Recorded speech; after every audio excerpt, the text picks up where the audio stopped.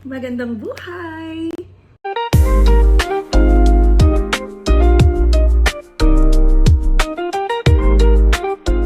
So, may bagong no frills sa Hyde Park dito sa London. And as part of their promotion, meron silang pa-voucher na ganito. 10% off when you spend $50 or more. Since may mga kailangan akong bilhin na mga kulang sa bahay, so sabi ko, sige, punta na lang tayo ng No Frills. So, ito yung mga nabili ko. This is a total of $59 point something. So, ang binayaran ko lang ay 40 na, sorry naman sa nails, 49.62. Diba? $10 din yun. So, parang nakalibre ako ng steak. Okay. So, ito yung mga nabili ko. So, tip lang. Usually, kapag mga 1 to 2 days before expiration or best before, like ito, September 11 siya. Today is September 10. So, nagkakaroon ng ang mga items sa groceries ng 30%. Like itong meat, usually ito yung mga bread, mga ganyan. Kahit na yung tipong gagamitin pa namin siya for 1 week. Halimbawa, bread. Basta i-ref mo lang siya. Sa amin ganun yung ginagawa namin. So, basta i-ref mo lang siya, nakaka-prolong din kasi yun ng lifespan ng 10 seconds later. Shelf life ba yung tawag doon? Shelf life ng food. So, yung bread, nilalagay namin siya sa fridge para hindi siya amagin at masira kaagad. So, kahit na halimbawa minsan yung mga nakukuha namin sa food bank, mga nakaganito siya. So, alam na namin na expired na siya by the time na makuha namin. So, nilalagay lang namin siya sa fridge. Kahit pa umabot siya ng mga 2 weeks after ng expiration, in fairness, wala pa siyang amag. So, yun, kinakain pa rin namin. Okay pa naman kami, buhay pa naman.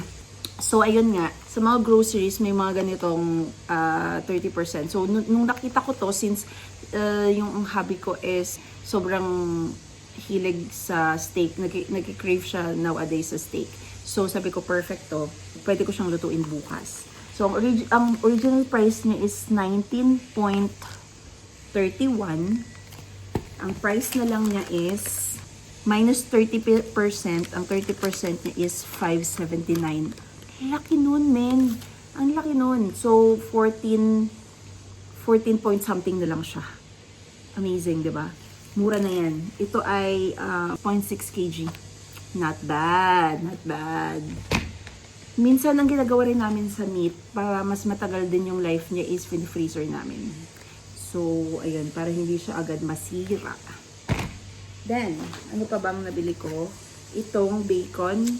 Usually, ito ay mga nasa $7 to $9 ang bacon. Ito ay nakasale ng $4. Apple. Usually, ito mga nasa $7 din. Nabili ko lang siya ng $5. Sale. Doon tayo sa sale. Doon tayo sa sale, mga beshi. Mandarins. Ito ay $2.88 lang. 2 pounds. I think this is 2 pounds. Yes.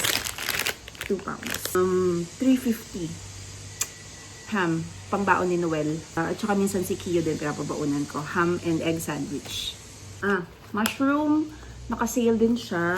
Ito ay $2.49. Usually, ito ay $3.50. Sale. Chocolate chip muffin. Ito ay usually yata nasa $5 or $7. But this is only $3.50. At hindi pa naman siya may expire. September 16 pa siya. At pwede ko naman siya ilagay sa fridge. This one. Charot. Ito ay $1.79. Pang salad-salad. Char-char salad. Sweetened or sweetened peanuts. Favorite ko. Lahat naman ng sweets favorite. Garlic, $1 lang yata to or 0.90. Garlic, 0.99. Isa lang ang binili ko kasi nangihinayang. Charot, nangihinayang. Hindi, usually ito, nagsisale din siya ng mga 0.88, ganyan, something. So, isa lang binili ko kasi meron pa kami dito. So, ano lang, pampadagdag lang. At ito, nagulat ako! Nagulat ako! Usually ito ay mga nasa 399 or basta around 4 or 429 something. So, this is 200 ml apple juice Tetra Pak pang baon ng mga bata sa school. And since si Elisa yung pumapasok na, so dalawa na silang pinapabaunan ko. Kaya kailangan marami na akong bilhin.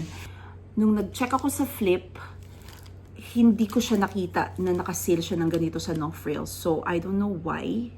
Baka doon lang sa branch na yun sale kasi nga on promotion sila kasi bago pa lang yung store. I don't know. Maybe that's the case. But, nagulat ako. Kasi nga, ang haba ng sinabi ko, men. Nagulat ako kasi, di ba, usually nga nasa around 4 siya. $4. Alam niyo kung magkano to? $2. So, parang nag-buy one, take one ako kasi dalawa yung binili ko. Ayan, dalawa yung binili ko. Para sulit. Ganon, di ba? Sulit din yung, ano mo yun, pagbabas mo at paghila ng wagon. Because why not? Para sa ikaka-kuipot ng nanay. At wala na, yun lang. Lahat ba na ano ko? Oh, yeah. Meron pa pala. A few moments later. Ito, on sale din siya. So, on sale din siya, itong Viva Puffs. Hindi ko alam kung masarap to, pero 175 lang naman. So, okay na. And ito talaga na tikman na namin to. Yung Wagon Wheels. Very yummy siya. Parang sa Pilipinas, ito yung, basta yung same na ganito ang itsura. Ayan. Same lang din naman yung lasa. Masarap siya, masarap. Masarap ng Wagon Wheels. Pero ito, itatry pa lang namin to. Meron siyang strawberry sa gitna. So, hopefully, since mahilig naman sa strawberry flavor yung mga bata. So, kaya rin yan. So, lahat yan, ilan na nabili kong item. Oh, meron pa! Much later. Nakalimutan ko na meron pa pala.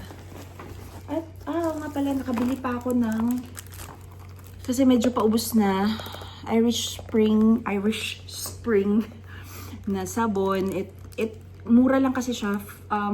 Usually to parang nasa $6 or $7 ang 6 bars. Pero $4.50 lang siya. Diba? Ang laki ng tipid. Doon tayo sa tipid. Tapos, since nga kahapon nagkaroon ako bigla, so bumili lang ako ng napkin para pandagdag stock. Yun lang. At syempre, doon tayo sa mura. Ultra! Malang always dito. Anyway, so yun.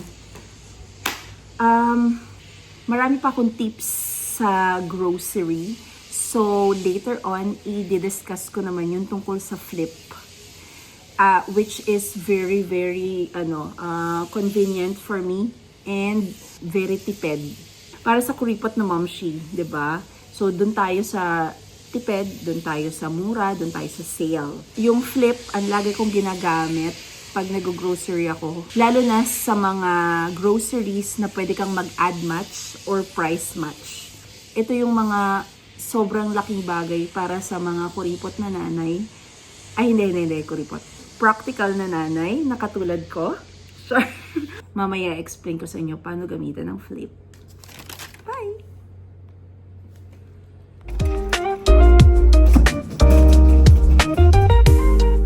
So, sa inyong internet browser, i-type lang ang flip.com.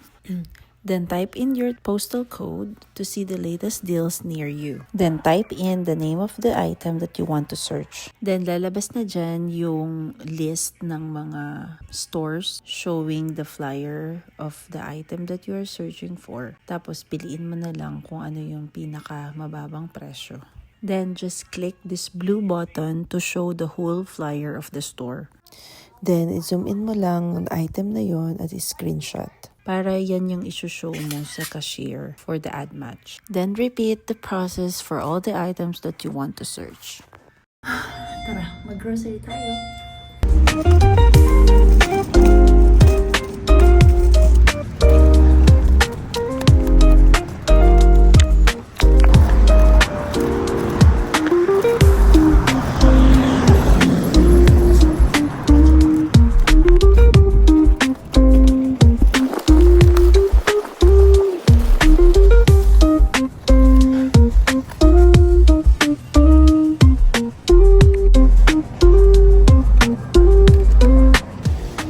Favorite ng mga bata.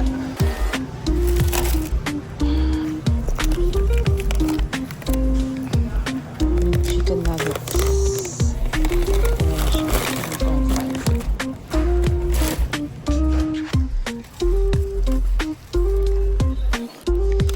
Napakamahal ng Yakult. So dito, 479. Pero ang nakita ko sa clip ay 289. Diba?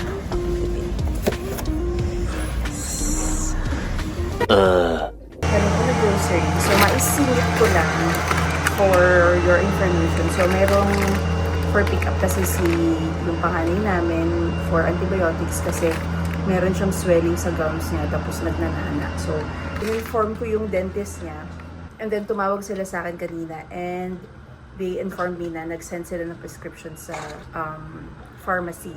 So, itatanong nila sa'yo kung saang pharmacy yung pinakamalapit sa inyo na convenient at doon nila isasend yung prescription and then the medicine will be ready for pick up. So, pagkapunta ko doon, ayan, meron dito nakalagay mix and check kasi for mixing yung gamot ni Kiyo dahil suspension siya.